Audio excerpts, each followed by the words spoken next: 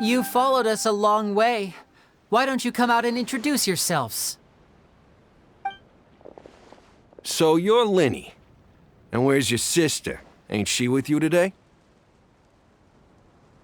Save us the trouble and go fetch her for us. Let's not drag this out. Paimon doesn't like the tone of your voice, mister! Who sent you, huh? Save your questions, missy. You ain't gonna need answers where you're going. Capiche? Looks like we can't avoid this fight. Now, I'm not the strongest fighter, so I hope you're ready to back me up. Don't worry, we got this!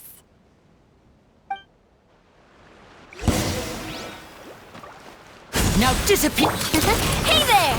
Born of ice and frost. Here. For Rex Lapis! Coming at ya! No touching! Skyward! Curses. Tougher than we thought. Vision wielders are always trouble. Intimidation ain't gonna work like it did on the lady. Come on, let's scram! Hey, wise guys! We ain't through with you yet! Oh, they got away! Did you catch what they said just before they left? Something about intimidating someone else. Sounds like they just wanted to rough us up as a scare tactic, and they've already done it to someone else, but who? You're right. She was injured when we saw her yesterday, and she acted like she had something to hide. Maybe she was too scared to tell us the truth because those guys had threatened her. Well, if that's the case, she should be more willing to open up to us once she learns that those thugs won't be bothering her anymore. Let's head back to the cafe and see if we can get any information from her.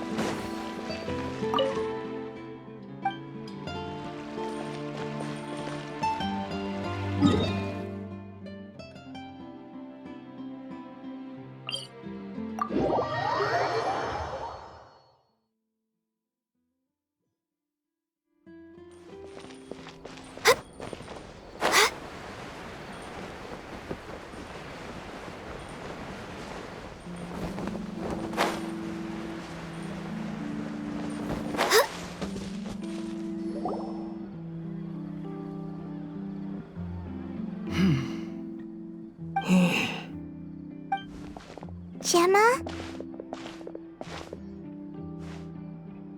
You again. What is it this time? We just ran into the men who've been threatening you, and we gave them a taste of their own medicine. So, you can relax now. We're here to protect you. What? Why? I didn't tell you anything. Why would they come after you? Sounds like they're no strangers to you. That's putting it mildly. I know them all too well, and I hate them with every fiber of my being. It's been 10 long years, and still every time I try to look into Caesar's death, they show up and warn me not to do anything stupid. How do I know I can trust you? Do you really think you can get to the bottom of it all? And why are you doing this? I'm afraid I can't reveal all the details just yet, but I can promise you this. I will expose the Phantom Weasel's true identity. Because you see, this is a personal matter of the utmost importance. I give you my word. Trust me. Okay. How can I help you? I've heard that Caesar used to have a magic workshop where he kept a lot of his personal effects. If possible, I'd like to take a look at them. Do you know where it is? The Fleuve Sonde. But the place was sealed up by the police after his death, and no one's been there since. I also know that the Fleuve Sonde is dangerous territory. Lots of hostile groups lurking around.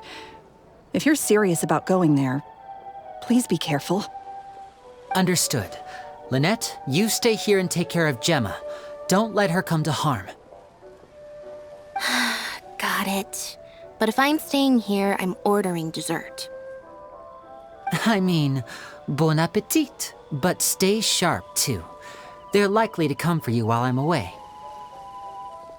Okay. All right. Power saving mode off. I'll start taking this more seriously now.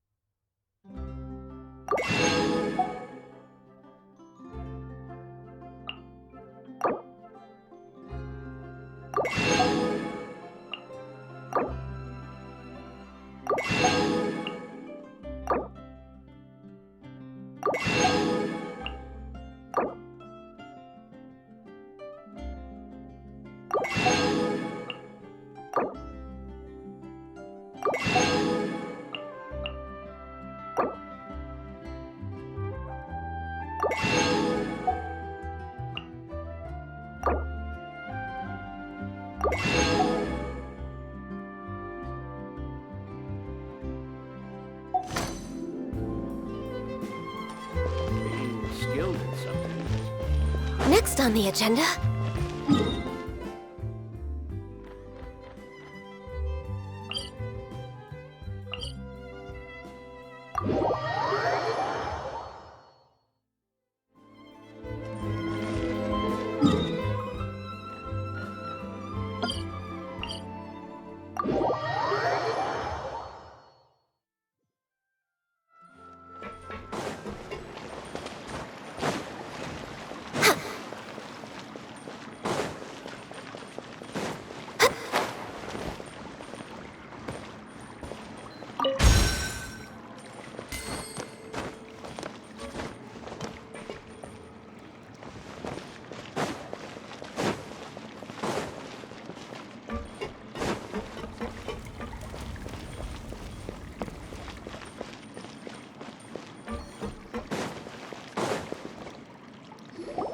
If Gemma gave us the right location, then the workshop should be right nearby. Looks like these boxes are blocking the entrance. Let's shift them away first. There we go. It should be just down here.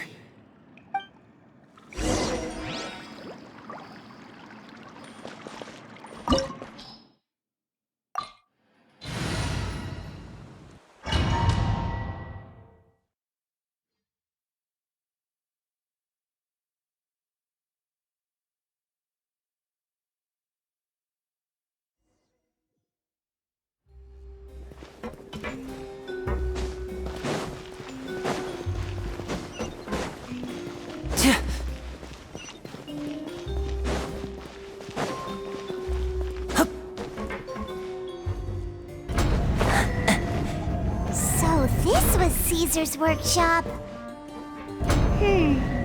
Nothing suspicious here, just normal magic props. Let's head in further. What was that? Oh, is this one of Caesar's gadgets? Guess we must have triggered some sort of device.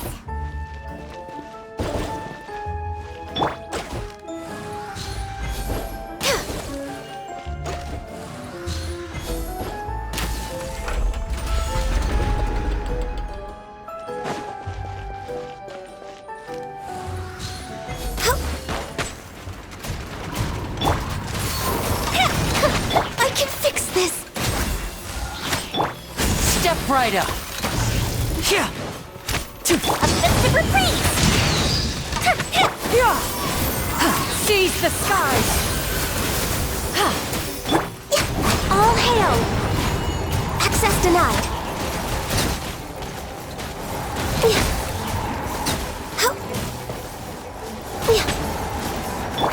Watch out! That's coming at ya! Whoa. Look. The doll in the box is glowing.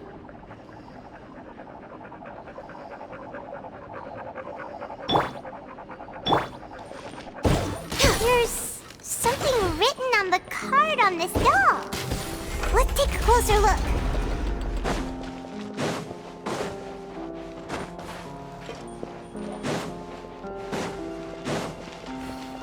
We're way behind schedule.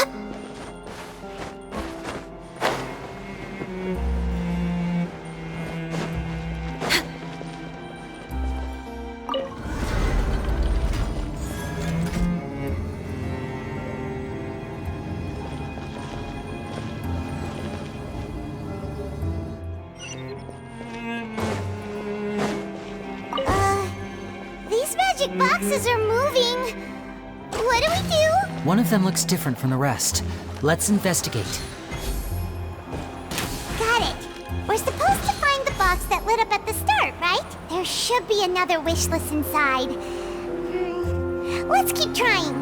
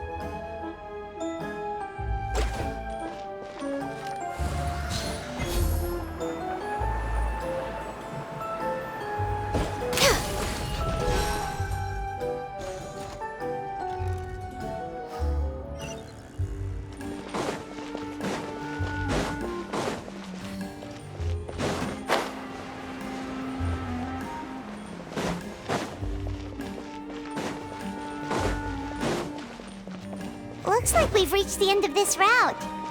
Shall we try a different one?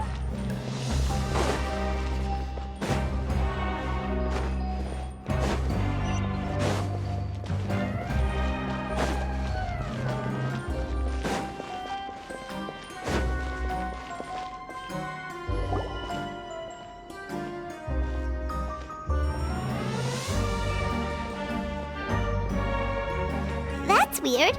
Have we reached the end already? There's nothing here. Maybe this was a wasted trip. This place seems a little too ordinary for a magician's workshop. There's a distinct lack of mystery. We've triggered quite a few devices on the way here. I'm starting to wonder whether Caesar built this whole place as one big, elaborate magic contraption. If so, then there must be more to this place than meets the eye. Maybe a hidden room somewhere.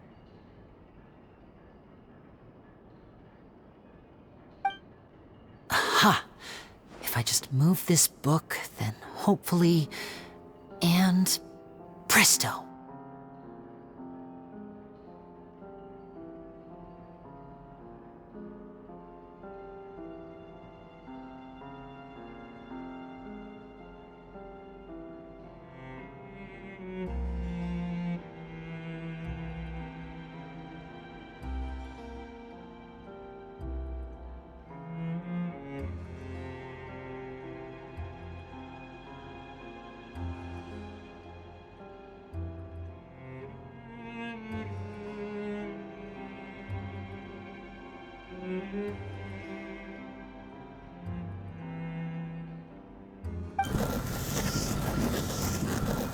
A secret passageway! I'm a magician too, and apparently great minds really do think alike. Looks pretty big inside. Let's head in and take a look around.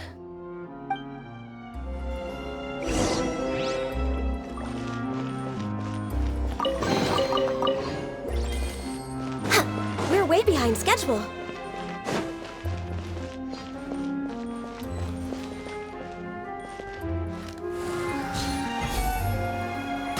Next on the fuse is lit. Yeah! Skyward! Born of ice and frost. And voila! A round of applause! Watch out!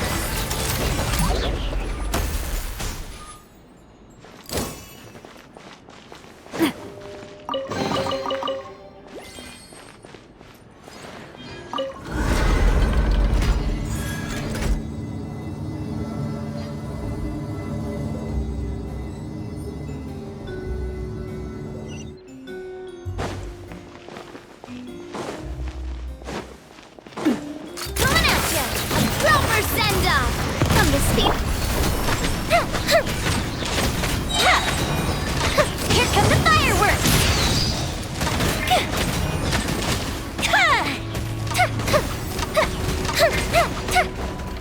Access denied. Yeah! Skyward! Time for a light show!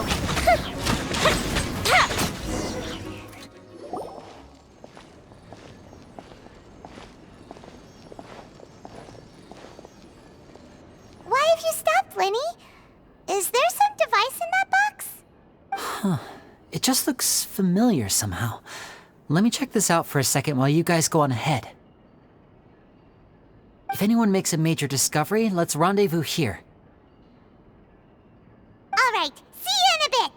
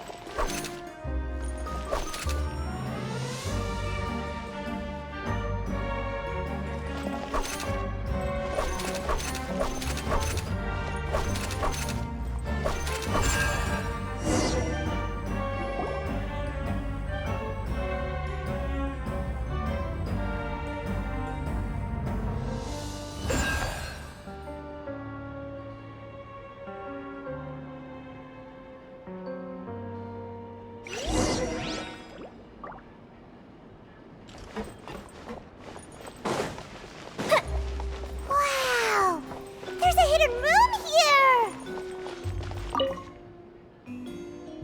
This book's thick as a brick! Let's take a peek inside it, shall we?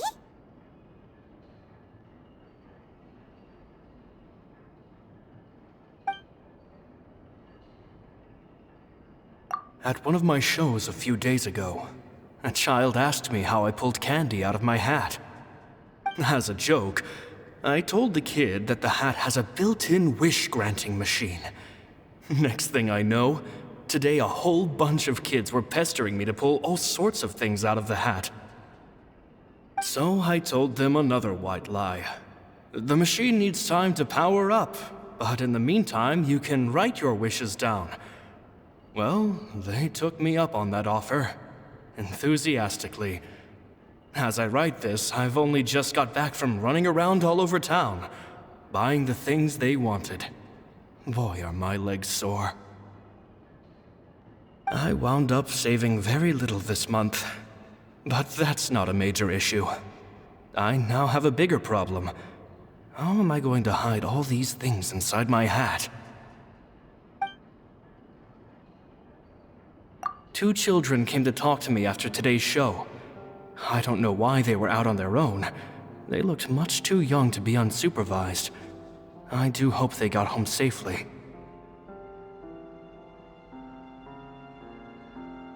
Anyway, they said that they wanted me to teach them how to do magic.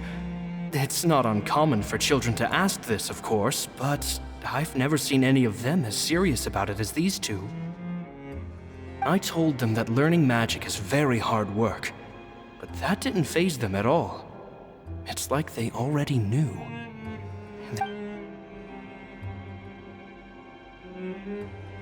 It seems like something's bothering Lorenzo lately, but he won't open up to me about it.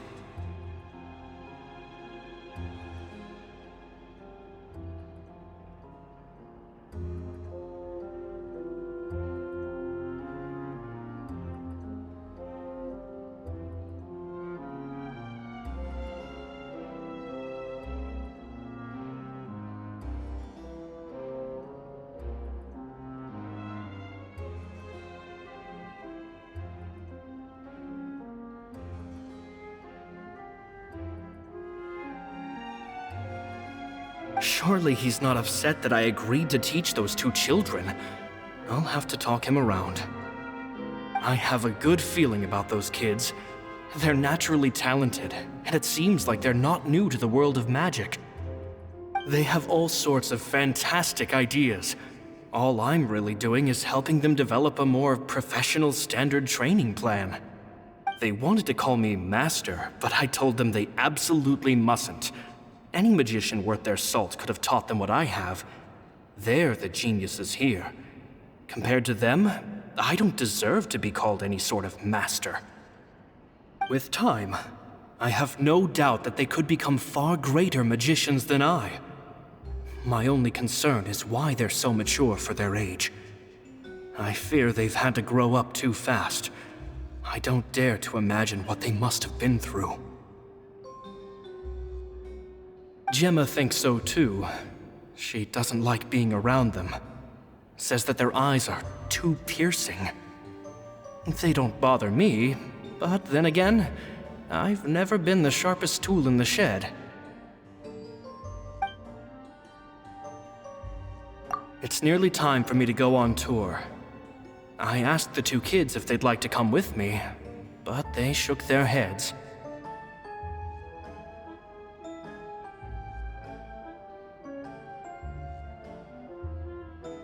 I once overheard them talking about their father and their mission. Sounds like their parents have other plans for them. I guess we'll be parting ways soon. It's only been 10 days since I first met them, but I think that I've gotten a feel for their personalities now. They're very tough, but also very cautious, and they trust no one but each other. This, I fear, is not a good habit to have. They hide things from me too. For example, when I asked them where they live and why they wanted to learn magic, they lied. That's the thing about children. Whenever they're trying to cover something up, it always shows somehow. I can sense that their lives have been hard, possibly even dangerous too. They're not like other children. It's a shame that I can't do more to help them.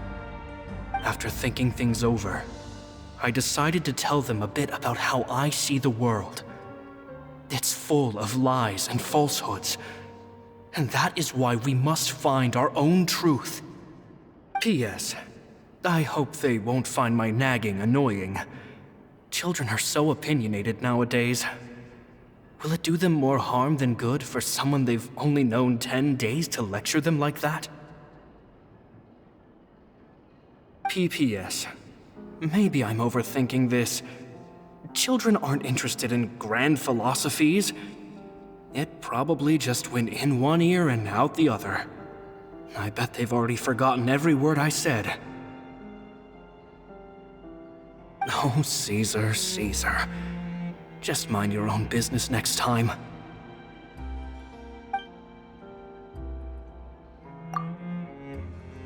Two magic geniuses with a father and a mission, huh? Sounds a lot like he was writing about Lyney and Lynette, don't you think? So did they meet Caesar when they were kids? Let's go ask Lyney!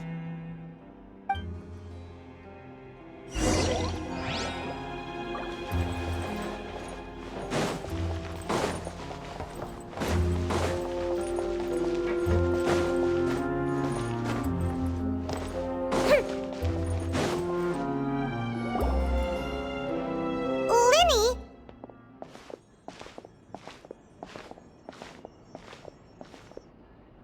Shh, hold that thought. As I expected, there's a lot of fishy things going on in this place. Fishy? Uh-oh, what have you found? All in good time. Before we go over our new leads, I want to tell you how a high-altitude escape is performed. First, the magician slots themselves into a magic box in full view of the audience. The box is then suspended high in the air, and a short while later, the base automatically opens. At this point, a dummy will fall out of the box, but it looks real enough to grab the audience's attention, and they start wailing and screaming.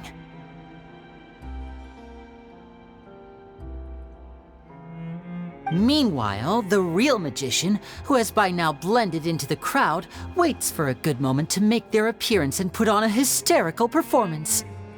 Oh no! Is that me? Did I just fall to my death? Very vivid description. Paimon can really picture it. And then what? The audience's gaze then turns to the magician, and by the time they realize what's happened, the dummy has vanished, as if everything that just happened was some sort of shared illusion. Of course, that's just how I think the process should work, theoretically speaking. The inventor of this trick never performed it successfully. When the box opened, Caesar was the one who fell out, and not the dummy. He fell right to the ground from the highest point of the opera house. No one could hope to survive that fall, not without a vision at least. And no one else has ever attempted this trick since. My understanding of how it works is just based on what I could gather from his notes and the relevant gadgets here in his workshop. So Caesar's famous high-altitude escape has never been done, huh? Paimon was about to say how cool it would have been to see it in person, but if it's that dangerous, it's probably for the best that no one else tries to do it. Wait a second. So if a dummy's supposed to drop out of the box, then where does the real magician go? How does he get out? Glad you asked. That brings us to the secret of said box. This box right here is the one that Caesar constructed himself to use in the performance, and it's not as simple as it looks. Inside, there's a device that only the magician himself would know about. Once the magician's inside and the box is lifted up into the air, the audience's view of the box is fixed at a certain angle. From where they're standing, they have a clear view of the front, sides, and bottom, but the back and the top are now no longer visible. At this point, the magician presses a button inside the box, opening a secret door out of view. He then escapes through this trapdoor onto the opera house roof, waits for the dummy to fall and distract the audience, and quietly returns to ground level. That's way simpler than Paimon imagined. Even Paimon could probably do it. Well, there's a little more to it than that, of course. The hardest part of this trick is controlling the audience's mood and reactions. That takes an exceptional degree of showmanship. There's the falling dummy, the miraculous reappearance, the pompous performing. Maybe the magician would even have themselves tied up before it begins to strengthen the impression that there's no escape. Many days and nights of careful research and painstaking practice would have gone into this, all culminating in a performance just a few minutes long, but one that still manages to transform the shock and grief of a tragic accident to the joy and laughter of a mesmerizing magic trick. Caesar was a highly accomplished magician, but unfortunately, even he didn't manage to pull it off. So, how did it go so wrong? You said you found some fishy stuff here. Have you figured out what really happened? I can make a pretty good guess. I looked into the case files. The magic box Caesar was using at the time of his death had the secret button I mentioned positioned on the right-hand side.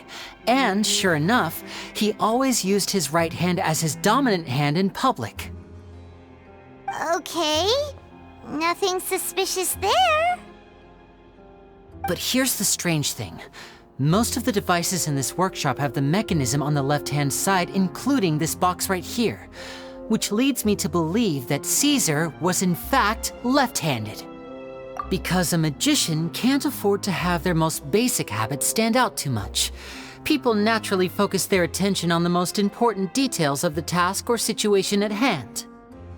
But a magician needs to be able to redirect an audience's attention at will so as to avoid arousing their suspicion. The essence of magic is getting people to believe a lie. If even the truth raises eyebrows, the falsehoods become all the more difficult to mask. And so, Caesar trained himself to use his right hand to align with his audience's expectations. Great magic always requires sacrifices. But in his most stressful and nerve-wracking moments, and when no one was watching, reflex would kick in and he'd use his left hand. That's why he set his gadgets with the mechanism on his left. Exactly. I think that's likely what happened.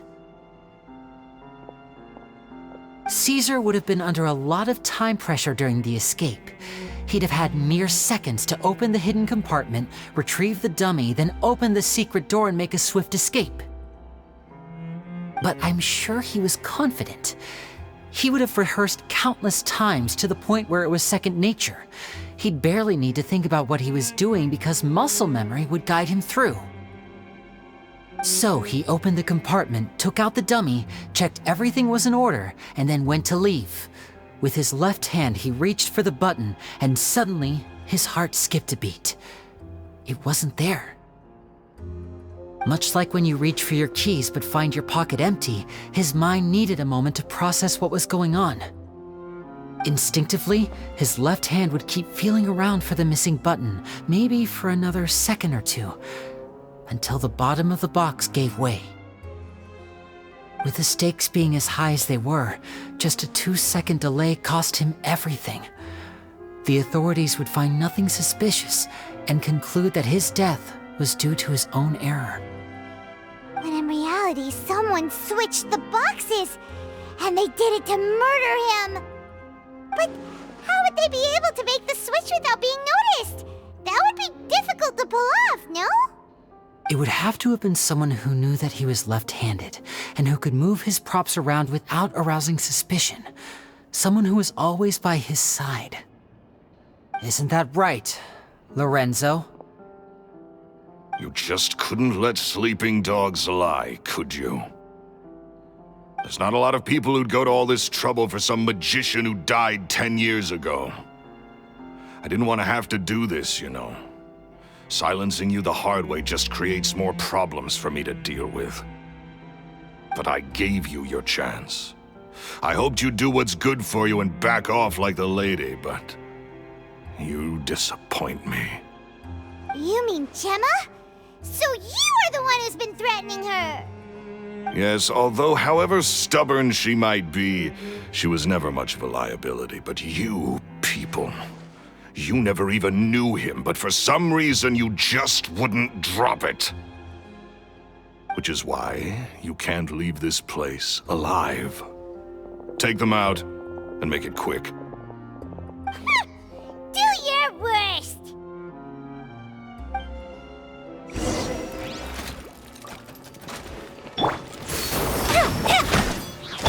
Stray clouds converge!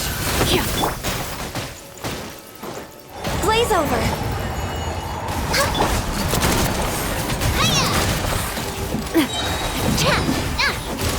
Attack! That's the way! Watch out!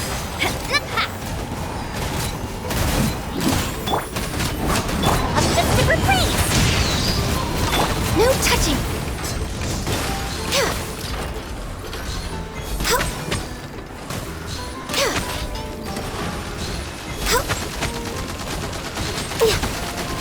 Access denied. Attack! That's the way. This is long overdue. No touching. Fuse is lit.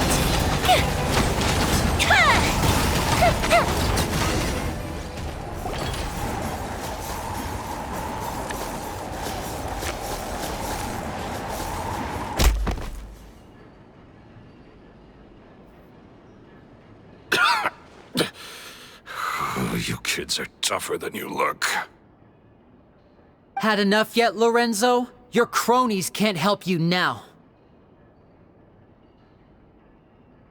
I think it's high time you started talking, and what I'd really like to know is, why did you murder Caesar? If I had a mora for every time you said that man's name. Of course you idolized Caesar, everyone else did. But I was the real genius magician. Me! He was just an amateur who did cheap tricks for gullible children. I was the one who made magic into the fine art it is today. The aristocrats doffed their hats to me! So it was jealousy. Jealousy. Hatred, more like. I hated Caesar. All he cared about was his magic. He lived and breathed it. He poured everything into his street performances and his stupid tours like it was just a hobby to him, never bothering to think about Mora. What sort of fool devotes their life to the art of deception and never has a Mora to show for it? But the people loved him, didn't they? Oh, how they looked up to him. No one gave me a second look. All I ever heard was, "Oh, your master's amazing, isn't he?" Amazing. Yeah, so amazing that he was completely broke. Every other apprentice was living it up at their master's expense, but no, not me. I put in all the work, mastered all the skills, and it brought me nothing more than the life I already had. He forbade me from using magic to trick people out of their mora. There was nothing he hated more than that. And with his reputation in Fontaine, it was too risky for me to go it alone. As long as he was alive, if I dabbled in my own brand of money-making magic, he would expose me, and it would destroy me. I had to kill him. There was no other way. He had to go. And this was your only motive? It was reason enough. What other motive would I need? Well, I was under the impression that there might have been other factors at play. For instance, maybe you were in love with Gemma, but she was engaged to Caesar. In love with Gemma? Don't be ridiculous. Guess I was wrong about that then. Next question. Are you the Phantom Weasel? I am. Caesar was so strict with me. He insisted that his way was the right way, that the sole purpose of magic was to bring joy to the world. I never bought into any of that. I was more interested in the practical value of magic.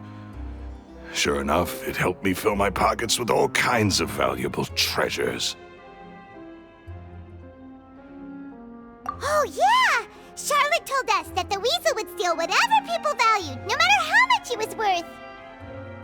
That's just how it looked from the outside. What would any thief want with second-rate loot? I've only ever targeted high-value items. I stole cheap things as a way of practicing my craft. It was other people's overactive imaginations that conjured up the preposterous image they then dubbed the Phantom Weasel. So that's the story, huh? Well, I hope you're ready to tell it all over again during your trial. What choice do I have? You're a pack of wolves, and you've got me between your jaws. You've seen what's here, and my last-ditch effort to stop it getting out has failed. What else can I do? So be it. I've enjoyed power and wealth for the last 10 years, the likes of which Caesar could never give me. I wouldn't choose for things to end this way, but I regret nothing. Very well. In that case, I'll contact the guards. Traveler, Paimon, keep an eye on Lorenzo for me. I'll meet you just outside the workshop when I'm back.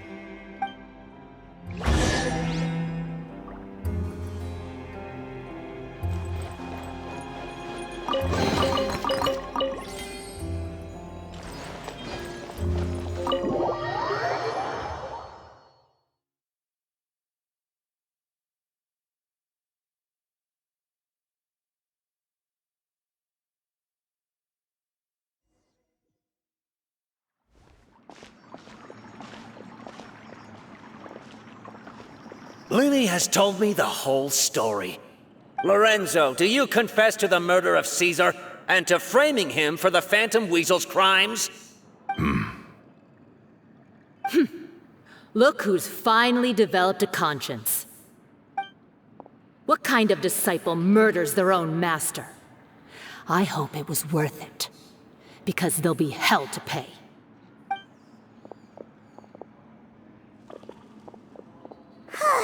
Looks like it's all over. What should we do next, Lyney? Should we start preparing for your show? Let me think. Let's rendezvous with Lynette and Gemma first. With Lorenzo in custody, Gemma will no longer have to fear for her safety. Good point. We should go tell Gemma the good news right away. It'll give her some peace of mind for sure.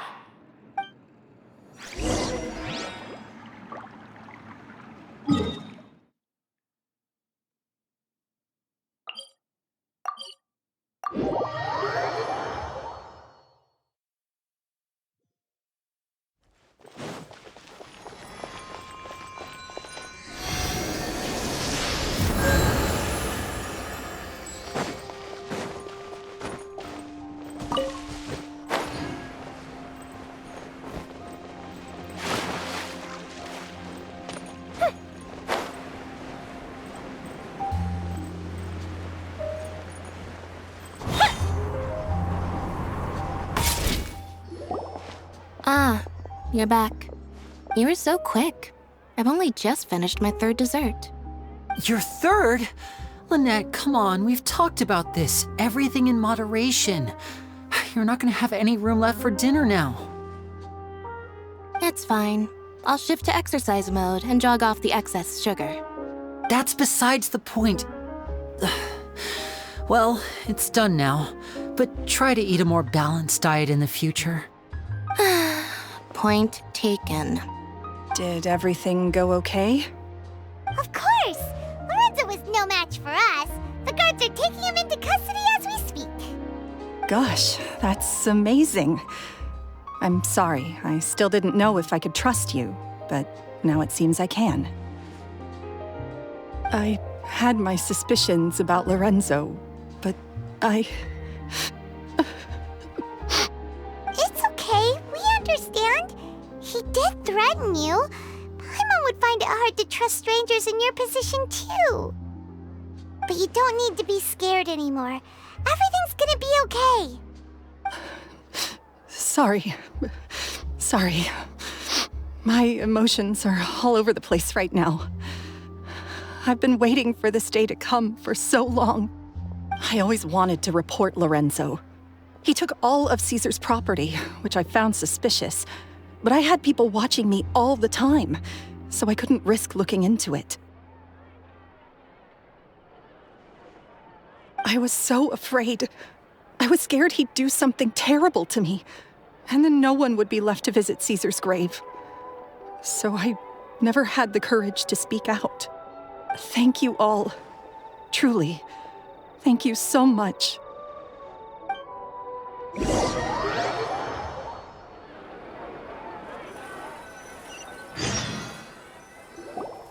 Thank you all for clearing Caesar's name. I never would have guessed that Lorenzo was the real Phantom Weasel. He never showed any signs that there were problems between him and Caesar in public. From the outside, it looked like they got along great.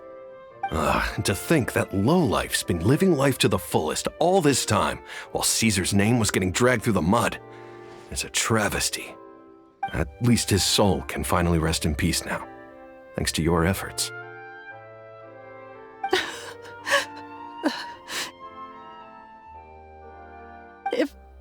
If only I'd realized before it was too late. Don't blame yourself, Gemma. This isn't your fault. Yeah, you still have the rest of your life to live. Caesar wouldn't want to see you spending it feeling guilty. Cheer up, Gemma. My brother's doing a magic show at the Opera House tomorrow evening. Would you like to come along? It might raise your spirits. This show will be a special one. We're holding it in Caesar's honor. In Caesar's honor? Really? Oh, thank you. I'll be there. Great. We'll see you tomorrow evening. Traveler, Paimon, don't be late. Don't worry, we'll be there. No way are we gonna miss out on a free magic show. Wait, Paimon feels like we're forgetting something. Oh yeah, Caesar's diary! We never found out if the two kids Caesar taught magic to were Lyney and Lynette or not. Lyney changed the topic back in the workshop, so we didn't get a chance to bring it up. Oh well, guess we'll just have to ask Lyney tomorrow evening. I've spoken many choice words. I'm so ashamed of myself now. He was...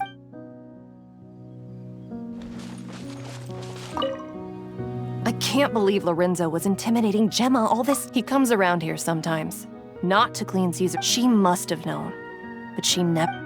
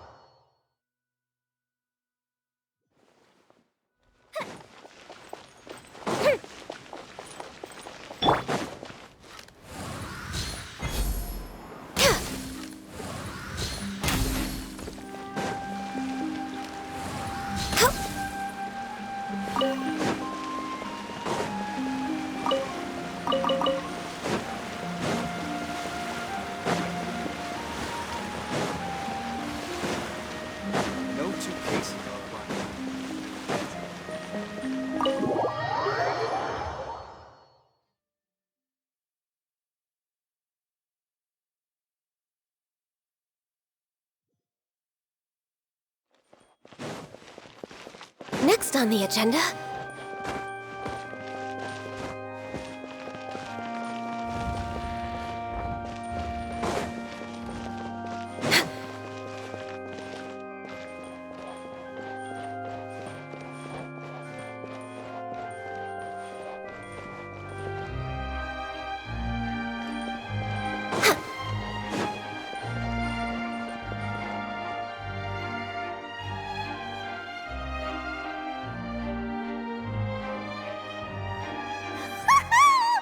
Paimon's excited to see another of Lyney's magic shows!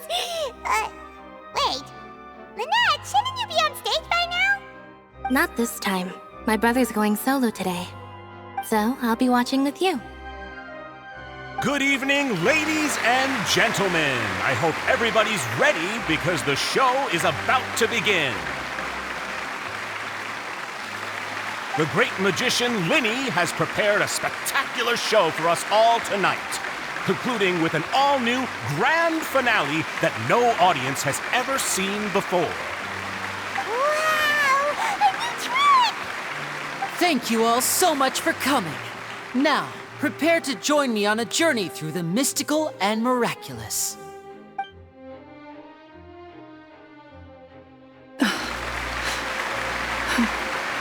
Exciting stuff, isn't it? Yes, it's just... It reminds me of him. No wonder. Caesar was a famous magician too. So, how did you two first meet, Gemma? Well, I was out on the street once, and I saw him performing for little children. Children love magic, because they're willing to believe in things that can't be rationally explained. Caesar had this amazing way of bringing them into a dreamlike world. And somehow, I felt drawn to him too.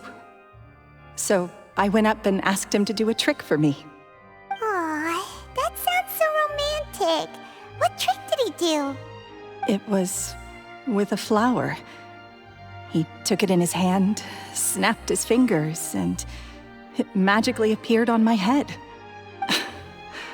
I was so happy that day.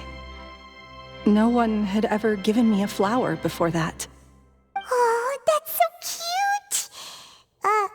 Actually, now that you mention it, Lyney's done that one before. Is that right? Then I suppose he's a romantic at heart, just like Caesar. So let's treasure the time we have with him. After all, you never know when the people dearest to you might be gone. That's right. It's all over now. Paimon doesn't really know how to comfort you, but at the very least, no one's gonna be intimidating you from now on. You can breathe easy at last, right? Right. Yes, you can breathe easy now, Phantom Weasel. See? Even Lynette says... Wait, what? The Phantom Weasel? Lorenzo escaped? Where is he? What do you mean, Phantom Weasel? As Lyney once said, a performer's job is to commit fully to their role and put on a flawless performance for their audience. But once the bag of tricks is empty and the curtain falls, it's time to end the show. The spotlight is no place for someone with no more cards up their sleeve. It's been 10 years, Gemma. Aren't you tired of the grieving widow act? I think it's time to put an end to it. What are you talking about? Paimon doesn't like this riddle. Traveler, Paimon doesn't like where this is going. Come on, say something! Ladies and gentlemen, I hope you're all enjoying the performance so far. There will now be a brief intermission, after which Lyney will perform the most electrifying act of tonight's show, the one we've all been waiting for. The final performance will take place outside of the Opera House, so please make your way outside in a calm and orderly fashion. The Phantom Weasel never did like public places, did they? Don't worry, this place will be quiet soon. Let's talk somewhere else for now.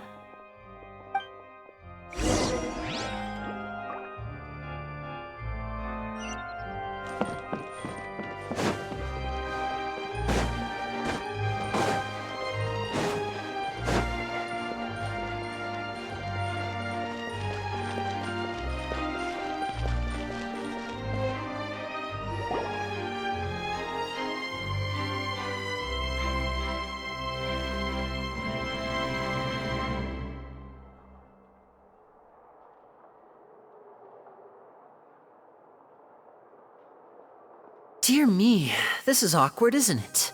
And unfortunately, I'm all out of gadgets, so I'm afraid I can't do any tricks to liven up the mood. This is a big mistake for a magician to make, but thankfully, I do have a backup plan. Now, who wants to hear a story? Lyney? Don't we have more important things to address right now? Lynette accused Gemma of being the real Phantom Weasel a moment ago. Oh, what the heck's going on? All in good time. Magicians are good at guessing what people are thinking. I know the questions you want to ask. And as it happens, the story I'm about to tell might answer a few of them. Really? Well then, let's hear it! Paimon's dying of curiosity here! Let's go back to the very beginning. A decade ago, when the Phantom Weasel was terrorizing the court of Fontaine. She never missed a target, never left a trace, and no treasure was safe from her thieving hands. But as her infamy grew, so did the readiness of the police, and her opportunities to act became ever fewer. Every day, she ran the risk of being exposed for who she was. Of course, she could not simply take this lying down, and before long, she found her ticket to freedom.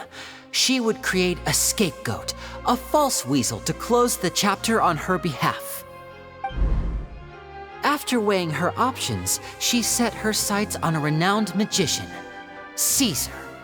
After all, magic and theft shared enough similarities for people to buy the story when the truth came out. So then what? Being the master deceiver she was, the weasel easily earned Caesar's trust. Now, all that remained was to frame him for her countless crimes. But as she was considering how to make her move, she noticed Caesar's aggrieved pupil, and a new thought entered her mind. Maybe I don't need to get my hands dirty after all. At her encouragement, Lorenzo tampered with Caesar's magic box, causing him to fall to his death.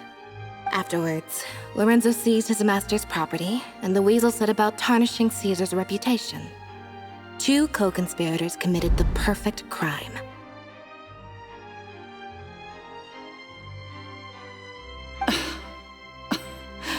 I've got to hand it to you. You're both exceptional storytellers. It's enough to make even me wonder whether there was really another mastermind behind all this, pulling the strings.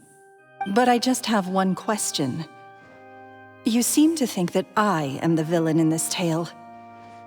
What's brought this on, Lyney? Is it something that Lorenzo said? Don't worry, Lorenzo said nothing at all. But I never believed that he was the weasel, and in fact, my investigation only made me more certain of that. He was too forthcoming with his confession, as if there was something else he was trying to hide. How disappointing. So you'd sooner trust Lorenzo than me? Even without a shred of evidence? A magician is an expert at playing the audience to get the result they want. And I have no doubt that you, Gemma, are equally talented in this regard. With a little help from Lorenzo, you put on a very convincing performance. The lovesick fiancé, whose devotion to her betrothed is unshakable, even under threats of violence. Caesar was maligned and hated by all for 10 years, but you? Everyone sympathized with your plight. Who would suspect for 1 second that the lovely young lady always seen weeping in front of Caesar's grave was actually the mastermind behind his demise? No, not that poor lady. Perish the thought. Wait, so you mean the whole intimidation thing was just a hoax? Gemma and Lorenzo were both in on it? But why would Lorenzo agree to that? And why didn't he sell her out even at the end instead of admitting to being the weasel himself? Yes, why indeed? Maybe Gemma herself could enlighten us on that question. Well, Lyney, if you're so confident in your version of events, then I think the answer should be obvious. Having killed Caesar with his own hands, Lorenzo was plagued by overwhelming guilt. Revealing the Phantom Weasel's true identity would serve no purpose.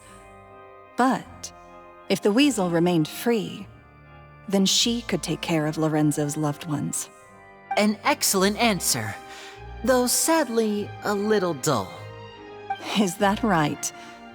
Well, don't let me bore you. If you'd care to change the topic to something more interesting, I'd be much obliged. As a matter of fact, there's one thing I'd really like to understand. Why would the real Weasel have targeted things that only have value to other people? Could you shed any light on that? Of course. After all, we're just telling stories here, aren't we? If I had to guess, I would say that the real Weasel must have had a terrible childhood. Left to fend for herself after her parents died young. Betrayed, scorned, beaten. She'd scrounge waste paper from garbage bins to draw on, using twigs and dirt for lack of ink and pen. She'd sew ugly rag dolls from whatever scrap material she could get her hands on. This was her only source of happiness in life. But it was all she needed, and she was content. Until the world decided that even this was too good for her. Once again, she was betrayed. And this time, everything was taken from her. She felt like life was a miry pit that dragged her further down the more she struggled to escape. At that tender age, she should have been happy. Instead, she stood in the shadows and watched with envy as all good things in the world passed her by. This was a fate too cruel for anyone to bear. Her pain became a breeding ground for dark thoughts. Thoughts which festered and grew into a twisted solution to her troubles. I detest the happiness of others, in all its forms alike. I will rob them of everything they hold to be good and true, and it will fill the void in my soul. That's some pretty heavy stuff. Now it all makes sense. Does this story satisfy you, Lyney? Yes, it is quite to my tastes. Thank you for helping to clear up my confusion.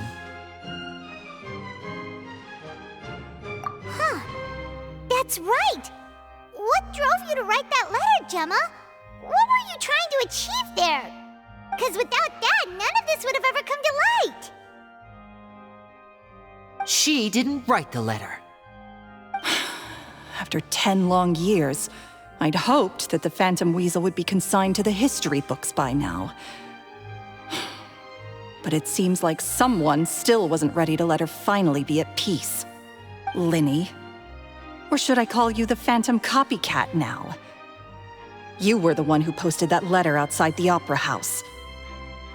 But why?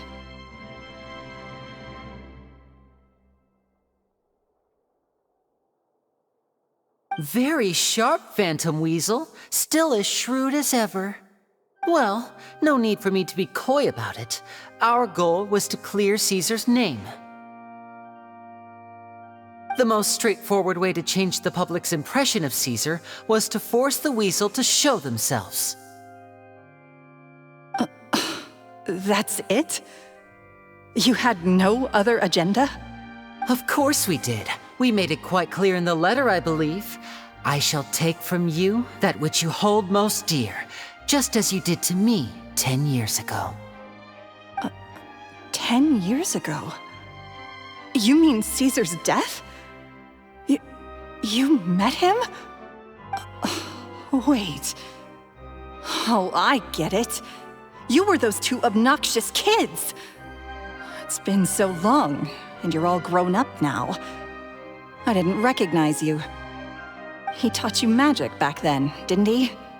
For what, 10 days or something? And you went to all this trouble. Why? Because you feel like you still owe him something? We remember all our debts, however great or small.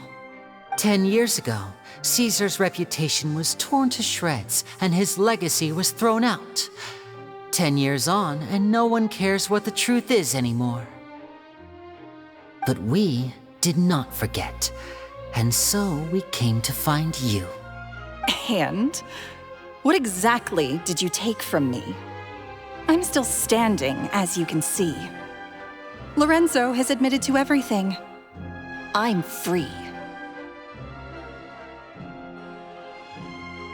Free? Do you really think so?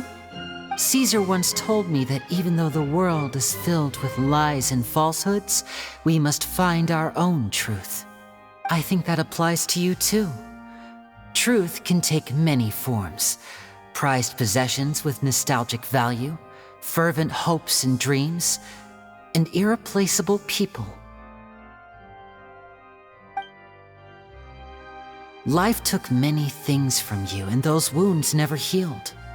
When they ached unbearably in the dead of night, stealing became your way of numbing the pain.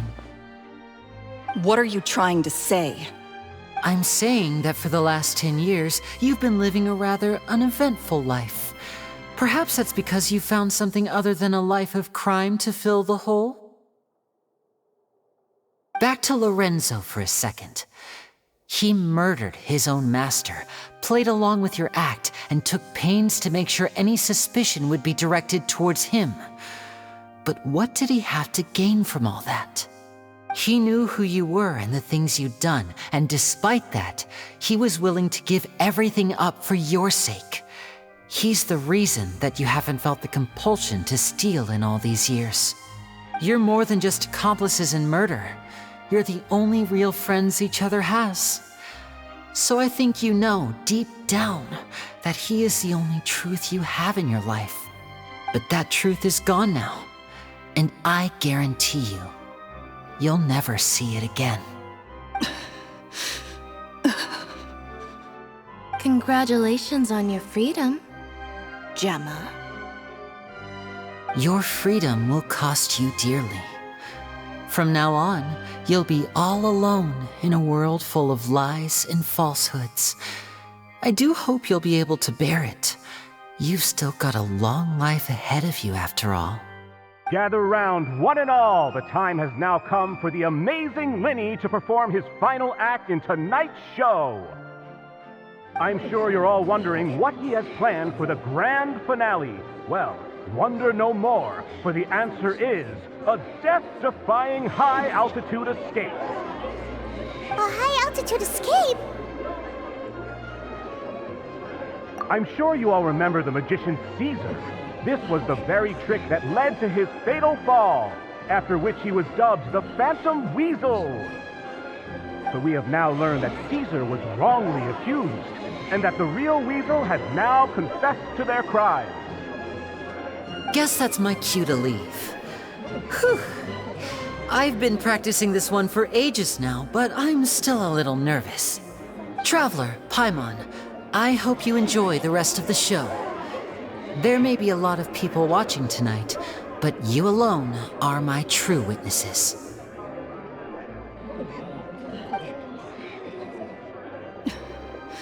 Lyney, wait. You two hid a lot from Caesar. He went to his grave without ever knowing your secrets. So what about now? Are you an open book? Or are you still the same as ever? You don't have to tell lies to end up isolated and alone. One day, you'll end up exactly where I am today. Maybe then you'll finally understand. You're wrong. I'm nothing like you.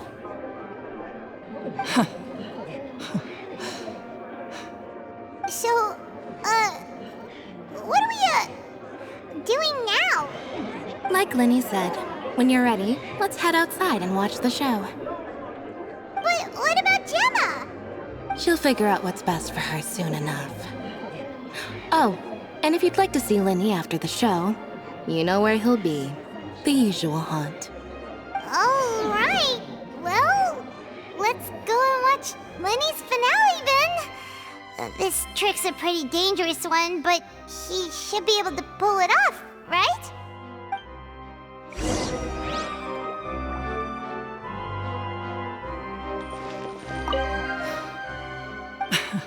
Sometimes I think I'm like a gambling addict. By the time I come...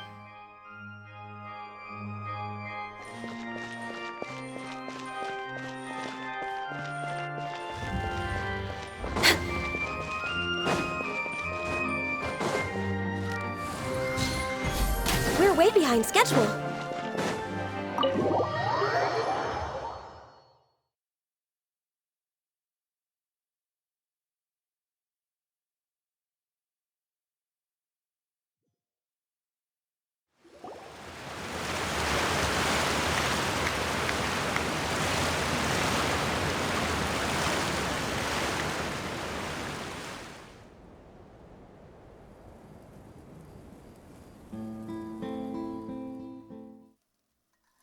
Magic should be mysterious, surprising, and defy logic.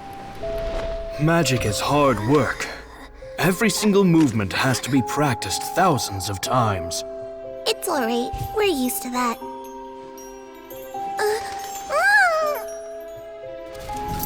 We're sorry. You've taught us so much, but we can't tell you the whole truth. It's okay. Do you still remember what I told you? This world is full of lies and falsehoods. I only hope that one day, you can find your own truth. What about you? Have you found your truth? Magic is my truth. I want to perform a magic trick so great that people will always think of me when they talk about it. For a magician, what greater honor could there be? Look! Behold! Lyney is sealed inside the box. Will he manage to escape? 10 years ago, Caesar attempted this very trick, and it was at this precise moment that... Lyney! Watch out!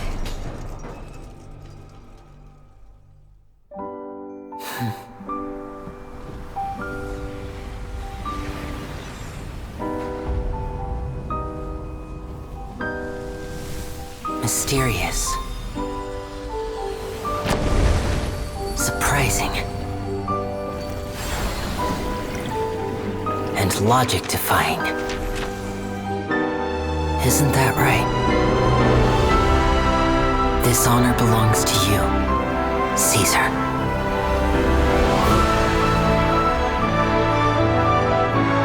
I'm just sorry it's a little late.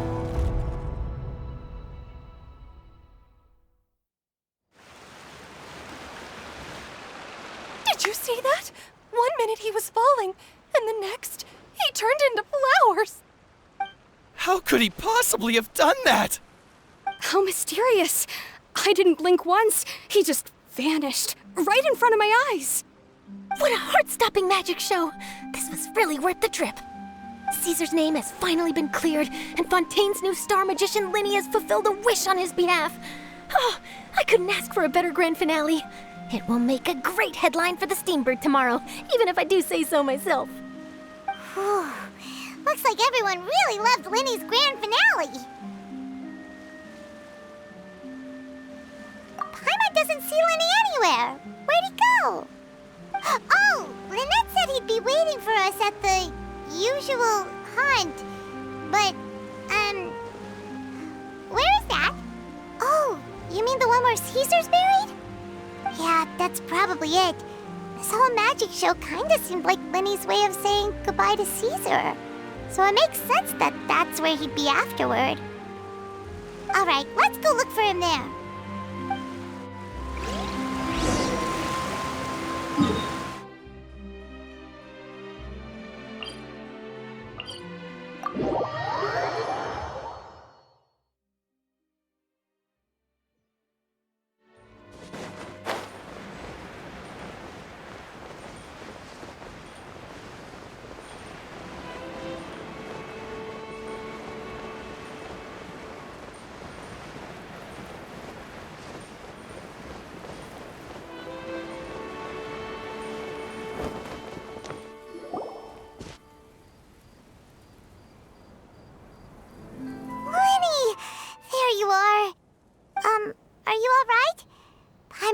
scared to death when the chain broke.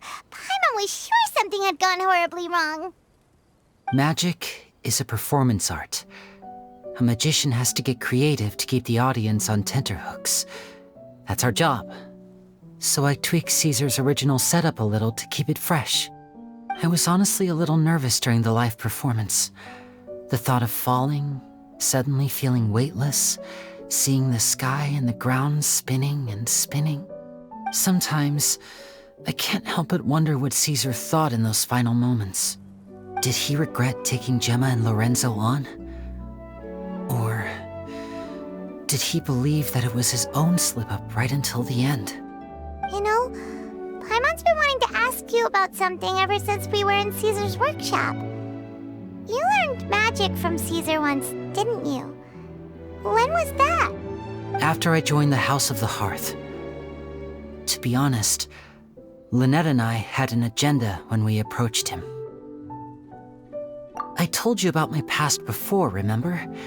As a young boy, I survived by secretly learning magic from street performers. I'd watch their tricks and try to figure out how they were done. But I quickly realized that observation alone could only get me so far. What I saw was the polished final performance, but the rigorous training they put in behind the scenes remained invisible to me. I needed to learn how to improve my sleight of hand, hone my misdirection skills, and make niftier props. We were gifted enough that we'd made some progress by ourselves, but without proper guidance from a professional magician, we quickly plateaued. So that's why you sought Caesar out? Yes. We figured there was no harm in asking, but it took us by surprise that he was so willing to teach us. In all, we only spent 10 short days together, but he was very good to us. By contrast, we hid so many things from him. For instance, when he asked why I wanted to learn magic, I answered, "It's my passion." But in truth, there was already a lot more to the story by then. After being taken in by an aristocrat for our magic talent, then betrayed soon after, this was no longer about me doing what I loved. What amazed me was how the lie escaped my lips even as I was hesitating over whether to tell him the truth. Trust is a beautiful thing. Sadly, I'd forgotten how to trust by then. Lyney. Still worried about the way I feel? You really are a gentle soul, aren't you? But don't worry, I'm used to it now. From the mansions of the elite to the House of the Hearth, lies and selfishness have followed me and Lynette everywhere we go. After Caesar went on tour, we became busy with our missions. The next we heard of him was that he'd fallen to his death, and was now declared to be the Phantom Weasel. That night, I remembered his smile. But as I lay there, I didn't know what to say to him. To keep secrets is to put up walls. The longer you keep them up, the less you let people in. Then, one day, you look around and realize your life is like an empty auditorium after a show, full of seats once occupied by all the people who left. But I guess that's the price we have to pay. You only realize how much someone really meant to you when you lose them completely. That's why I was so confident this would hurt Gemma. Because I felt it for myself. Yeah, cheer up, Lyney. We've had to say our fair share of goodbyes during our journey, too. But whatever happens, Paimon always believes in what tomorrow brings. Delicious food, fun toys, and the Traveler by my side. Paimon just needs to focus on things like this and all the unhappy stuff goes right out the window. You know, Traveler, doesn't that kind of make you Paimon's truth? Exactly. It's the same for me and Lynette. We are the truest thing each other has in the world, and nothing can replace that. Life has taken plenty from us like it did from Gemma. But at least it left us with each other. That's what gave us the strength to get through the darkest days. That's why the darkness never consumed me and why it never will. Maybe we live in the shadows too, but we remember every precious ray of light that shines through. All right, time to lighten this conversation up a little. What did you think of the show tonight? Were you happy with it? It was amazing! Paimon just wishes we hadn't been so distracted with the Gemma situation. We spent most of our time in the Opera House just talking and pretty much missed the entire first half of the show. Lyney, could you do just one more trick for us? Whoa, that's a bit of a tall order, I'm afraid. The show's just finished, so my sleeves are decidedly card-free right now. Aw, come on! Surely you can think of something. The Lyney Paimon knows can do anything if he puts his mind to it. Oh, all right then. I'll give it a go, but only because it's you. Watch closely. I have a flower in my hand. You liar! There's nothing in your hand! We ain't going along with this! Huh? My goodness, you're right. But I could have sworn I brought one here with me. Okay, try this. Count down with me. 3, 2, 1. 3, 2, 1. Now, have another look around. Maybe the flowers appeared somewhere else. Really? Let's see.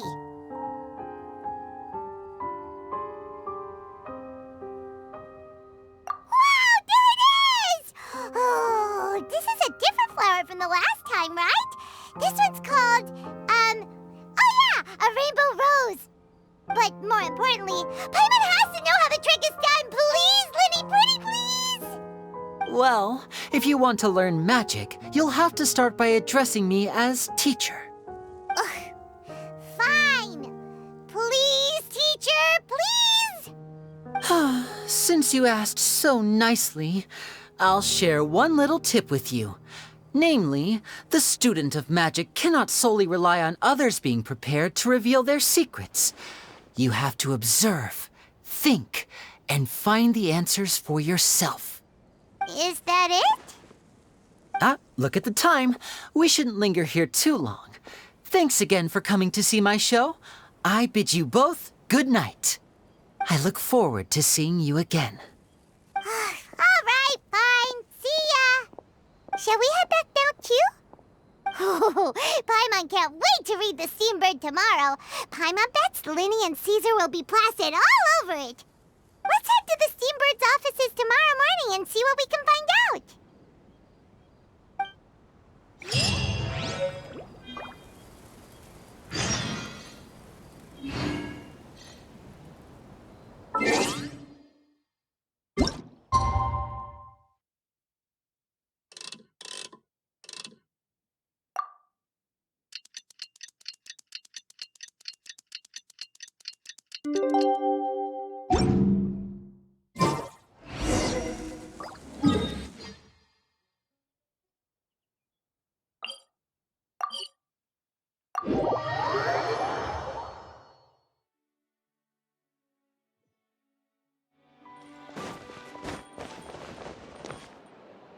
I'm very sorry, Charlotte, but my sister and I are quite busy today. I'm afraid we'll have to decline this interview. Oh, please, Lyney, I'll only take a moment of your time, if you would be so kind. Huh? What's happening here? I spent all night writing my piece about the Phantom Weasel, and it was going to go to print this morning. But just as dawn broke, I suddenly received news that Caesar's fiancée, Gemma, had contacted the guards and confessed to having been the real Phantom Weasel all along.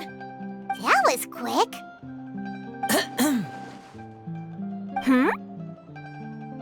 Too late, bro. That was quick, you say? It sounds like I've got some catching up to do. Please, fill me in. Whoops. Aha! My instincts did not lead me astray. You do have something to hide. Gemma turning herself in must have something to do with Lyney's performance last night. Maybe watching my high-altitude escape trick reminded her of a better time with Caesar, and she could no longer ignore the voice of her conscience. Huh. Okay, then. Wait, no, there must be more to it. If that's all it took for her to have a change of heart, how did it take her 10 whole years? Well...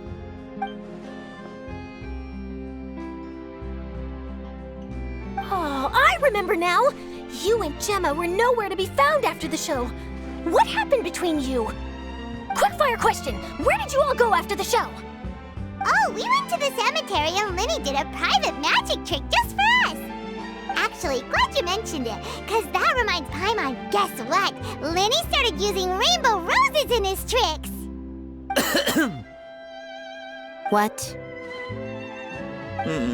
I don't recall ever having received a rainbow rose from you myself. Is this supposed to mean that they're more important to you than your own sister? No, I just, What now? Oh, did Paimon say something wrong again? This is getting pretty awkward. What do we do, Traveler? Seems like this interview wasn't meant to be. Well, never mind. There's always next time. Forgive my persistence, but when there's explosive news waiting to be found, I can't turn away. The news about Gemma has already made waves, and I'll stop at nothing to get to the bottom of it all. Apparently, one of the things she said to the guards was that her final wish is to see Lorenzo one last time. There's clearly a web of complicated relationships there. Can't blame me for being curious. All right, I guess I'll leave you to continue the rest of your conversation in peace. Bye for now.